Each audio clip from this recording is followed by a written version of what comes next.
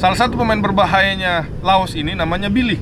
Nah, jadi kalau kita buka Google, bukan cuma Bang Billy aja tuh kan, nomor Billy 1. Saputra kan? Bukan Billy ada Saputra. Billy, ya, bukan, Billy. ada Billy lain. Nanti teman-teman bisa lihat. Nah, jadi saya lihat nanti malam ini kemungkinan akan ada rotasi di lini belakang, khususnya di center back.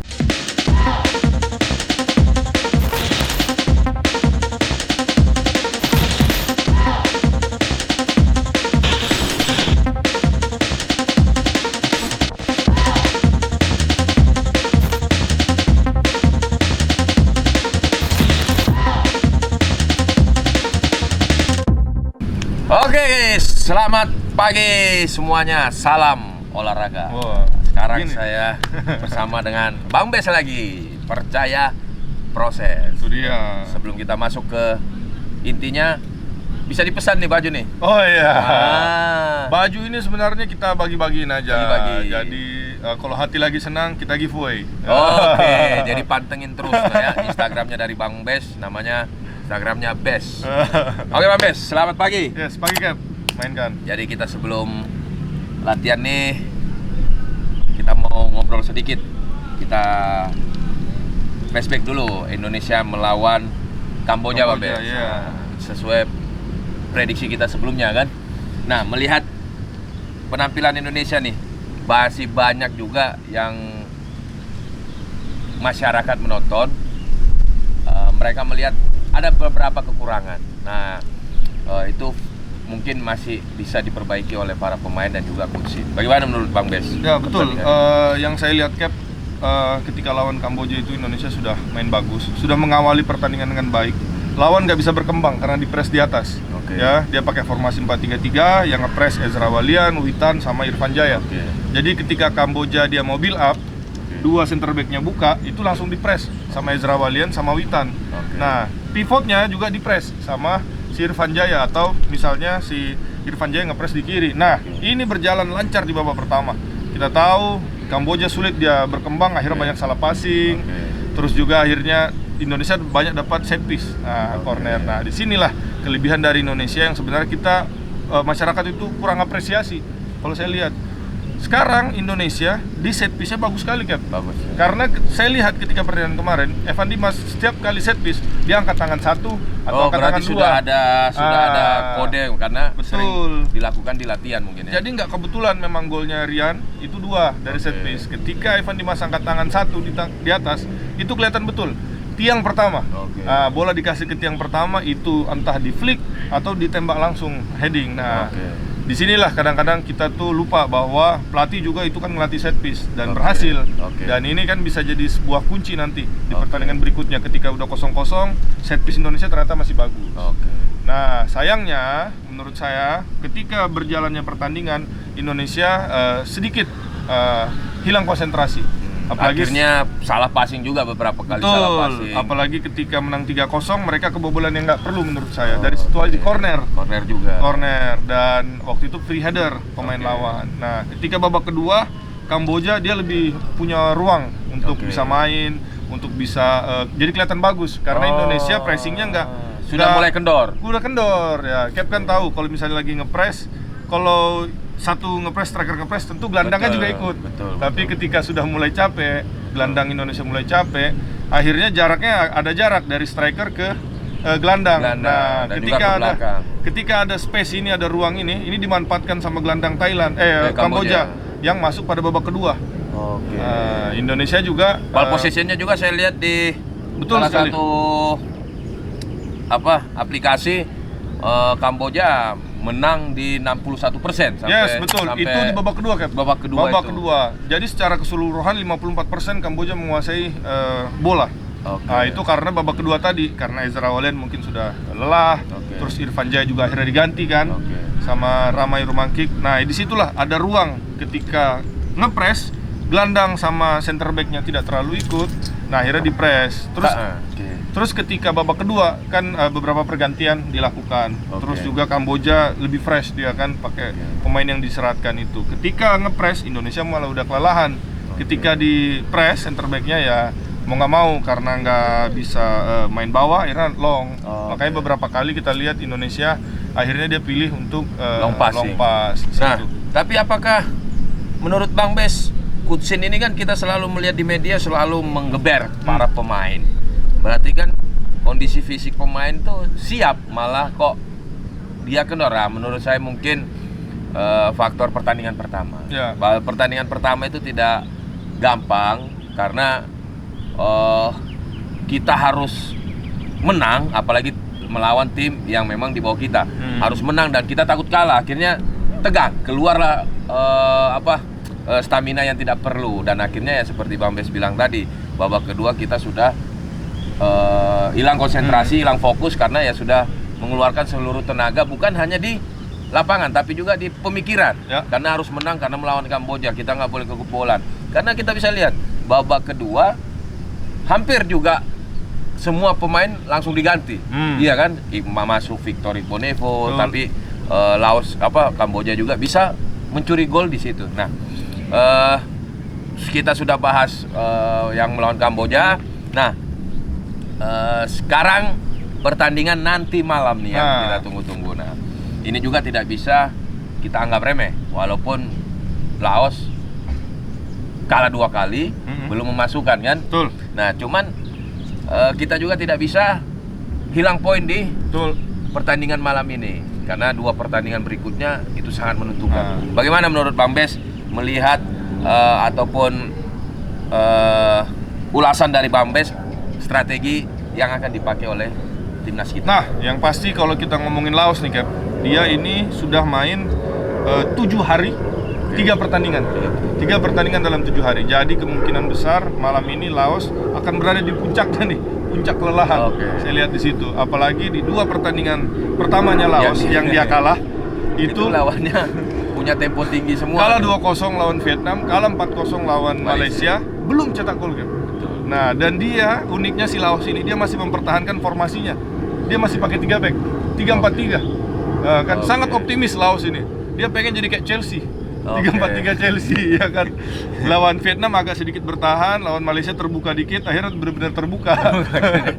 Ya, dihajar sama Malaysia. Terus buat penonton ya kan, Hangkam Castro ini salah satu pemain berbahayanya Laos ini namanya Billy. Nah, jadi kalau kita buka Google bukan cuma Bang Billy aja tuh kan, nomor 1. Saputra, kan? Bukan Billy Saputra. Billy, ya, bukan, Billy. ada Billy lain. Nanti teman-teman bisa lihat. Nah, ini pemain namanya Billy Ketko. Billy Ketko. 3 tahun lalu saya pernah dem-deman sama dia. Dulu pernah belajar jadi agen sedikit kan. Harus dong, harus. Karena Bang Bes sudah menguasai banyak bahasa, bisa membawa pemain asing dari luar. Dulu diajarin jadi agen sama Bang Muli. Tapi nggak jadi, akhirnya jadi pelatih sekarang. Waktu itu saya akrab dengan kapten timnas Kamboja, Thierry Binchan namanya. Dia dari Prancis. Dia punya teman namanya Billy Ketko, dari Prancis juga. Jadi dia orang Laos, tapi tinggal di lahir besar di Prancis. Nah, ini yang perlu diwaspadai oleh tim nasional Indonesia. Karena kawan ini umurnya 31 tahun, istilahnya di puncak-puncak karirnya nih. Dia main di Liga 2, Cap. Bukan pemain titipan, bukan juga pemain yang cadangan di sana. Liga 2 Prancis. Dan istilahnya walaupun Laos pemain yang lainnya kurang begitu terkenal, tetapi pemain ini bahaya. Ini dibuktikan dengan bagaimana mereka ngelawan Malaysia kemarin. Walaupun kalah 4-0, tapi mereka masih banyak dapat corner, banyak dapat free kick. Cuman mungkin kualitas individunya kurang bagus gitu. Tapi ini yang harus diwaspadai, karena Indonesia kan kebobolan lawan Kamboja 2 dari situasi tendangan bebas dan dari corner. Nah, makanya Indonesia harus waspadai itu set piece tadi. Dan karena Laos ini nothing tulus ya, istilahnya ya saya mau kalah berapa terserah, karena memang sudah tidak ada peluang untuk lolos. Nah, itu yang justru harus diantisipasi oleh Indonesia. Nah, perkiraan formasi timnas kita menurut Bang Bes nanti ini seperti apa? Apakah ada pergantian dari sebelumnya melawan Kamboja atau sama dengan formasi melawan Kamboja, Bang Bes? Karena Indonesia menang lawan Kamboja terus kebobolan 2, pasti saya yakin pelatih akan lakukan evaluasi dari lini pertahanan. Dan lini pertahanan Indonesia ada banyak wajah segar, Cap. Ada 4 pemain baru. Kita tahu di Indonesia Liga 1 ada peraturan 2 boleh bawa, tetapi akhirnya kan kemarin kalau nggak salah minggu ini Liga 1 itu terakhir main. Jadi bisa dipanggil. Lagi pemain-pemain ekstra banyak, Cap. Contohnya Rido Persebaya, ada juga Nadeo. Nadeo. Ada juga 2 pemain lainnya yang Elkan Bagot misalnya, yang kemarin sebenarnya sudah datang, cuman dia kan proses adaptasi, jet lag dan sebagainya. Nah, jadi saya lihat nanti malam ini kemungkinan akan ada rotasi di lini belakang, khususnya di center back. Di kiper mungkin bisa. Di kiper juga bisa, karena kemarin kebetulan mengejutkan sekali. Sahrul main, kita tahu di Liga 1 dia main, tetapi kan kita mungkin tidak ekspektasi dia yang akan main langsung ya, walaupun permainannya cukup bagus saya rasa kemarin, dan ke gol kan tidak Sahrul ini pemain mana nih? PS Tirakabo. Oh, PS Tira. Maaf ya, saya Liga 2 jadi saya kurang tahu untuk Liga 1. Jadi main di PS Tirakabo. Kalau sekarang di pertandingan persahabatan kemarin yang banyak main Riyandi, ya itu yang kita, ya itu juga saya melihat bahwa prediksi kita, saya pikir Riyandi ya, karena beberapa kita kali kira dicoba. Riyandi. Nah, ini ya, mungkin berarti ada Coach Sintayong nih ada sedikit nih mastermind nih dia, ya, taktiknya dia mungkin ada coba perubahan nanti biar tidak dibaca oleh pelatih lawan. Nah, bisa jadi nanti mungkin karena Indonesia akan menghadapi Malaysia dalam rentang waktu mungkin 3 hari. Ya, jadi pasti dia persiapkan betul. Akan ada rotasi tentunya di situ, Cap. Saya lihat di 2 center back kemungkinan akan ada 2 center back baru. Di mana salah satunya menurut saya adalah Farudin. Farudin di uji coba main terus. Tapi kemarin dia tidak main. Menurut saya dia hari ini dia akan main, Farudin, dan temannya bisa Rido, bisa yang kemarin main lagi, Elkan, atau malah bisa Elkan, karena Elkan ini kan proyeksi jangka panjang, umur masih 19-an, tinggi besar, lebih tinggi dari kita, Cap. Kita 180, dia main di 90. Inggris kan? Di Inggris, Liga 4, pengalaman lebih lah. Terus di lini tengah, saya rasa untuk juga bek kiri nih, Bang Syed, maaf. Untuk bek kiri nih kita hanya memiliki Edo. Ya, Edo, Arhan kan cedera. Nah, ya. apakah tidak ada pemain yang bisa mengisi pos di bek kiri ketika Edo mengalami sebuah masalah, entah itu kurang bagus main atau ada cedera sedikit? Nah, itu yang harus dipikirkan juga. Yang bisa dipakai sebenarnya buat di situ sebenarnya Rizky Ridho, kan? Ridho. Nah, dia kan bisa mengganti posisi di situ, dan juga kita tahu Irianto juga bukan cuma pemain center back dan gelandang bertahan, dia bisa main di mana aja. Karena kayaknya didikan bapaknya ini, supaya bisa memberikan yang terbaik selalu. Dan timnas kemarin ya kita tahu fullbacknya emang kekuatan Indonesia kan di fullbacknya itu naik overlap. Tetapi kalau cedera ya kan solusinya apa? Ya, kita tahu Asnawi kemarin menang, orang lihat Irianto man of the match, Evan mainnya bagus. Saya lihat Asnawi potensi sekali, bagus sekali kemarin dia main. Beberapa kali serangannya Kamboja itu berhasil diantisipasi sama Asnawi. Nah, untuk posisi gelandang apakah masih sama dengan pertandingan sebelumnya, Mas? Apa ada perubahan juga? Saya rasa Sintayong akan ngasih kesempatan istilahnya manasin mobil, Cap nih. Manasin mobil buat pertandingan Malaysia. Ada Sarian Abimanyu di situ. Ya, bisa jadi opsi karena kemarin Evan Dimas mainnya nggak 90 menit dan digantikan oleh Abimanyu, dan Abimanyu kita tahu sekarang jadi pemain termahal Indonesia kayaknya nih. Main di Liga Malaysia yaitu Johor Darul Ta'zim. Ya, bukan gaji yang mahal, tapi bonus 50 juta, 70 juta ya. Karena kan jangan lupa kita nih. Kan, jadi tahu bonusnya mereka. Ya. Nah, apakah Rumah Kiak akan main? Karena habis mencetak gol kemarin, Bang Bes. Nah, yang menarik Rumah Kick ini dia adalah pemain muda yang persiapan Piala Dunia sebenarnya. U20 waktu itu, ya kan? Dan sekarang dia naik kelas, dan kemarin dia bermain cukup bagus saya rasa, tetapi setelah dia main itu agak sedikit padam gitu kan, jadi kurang ada serangan di situ.